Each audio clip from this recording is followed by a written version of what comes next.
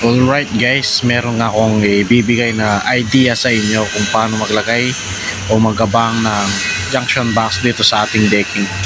So mapapansin ninyo guys, meron siyang katla o bakas ng grinder guys. So ang ginawa namin, gininder namin yung decking. So nagtira kami ng dalawang side. So ayan, ichichiping gan lang ng kasama ko para mabaklas yung decking. Kung mapapansin ninyo guys, meron siyang black screw. So ang ginawa natin sa taas niyan, in-screw natin yung junction box para kahit buhusan siya, umapakan, hindi siya mag-iiba ng pwesto guys. So yung dalawang side na yan, yun lang i-chipping gun ninyo. So matatanggal na yan guys. Then pagdating sa baba, putulin lang yung black screw. So ayan, ganyan lang guys. Putulin lang yung dalawang black screw pagkatapos nyong i-chipping gun. So matatanggal na yan guys. Ganun lang kadali. So napakasimple lang. Yung iba kasi guys, ginagrinder na agad, kaso pag binuhusan, lumulubog yung junction box. So ito guys, nagtira kami ng dalawang side yan para hindi lumubog yung junction box. Yan guys, ganyan lang kadali. Napakasimple, di ba?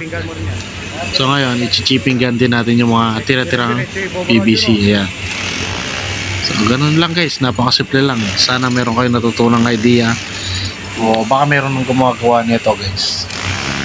So ayan lang yung technique namin para makapagabang kami ng junction box sa decking. Ayan, madali lang mag layout guys.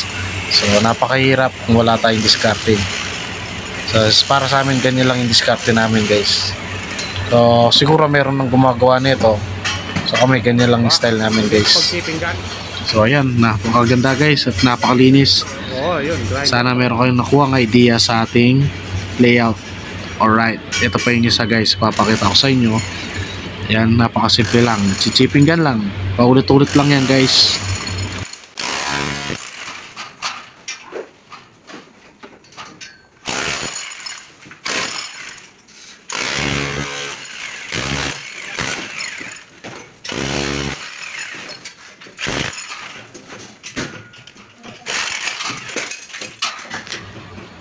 So ayan guys, isisum ko. Ayan yung dalawang side na hindi namin gin-grinder guys. So ayan, bali yung i-chipping gun natin para mapabilis ang trabaho. So maraming salamat. Huwag nyo kalimutan mag-like and share sa aking YouTube channel.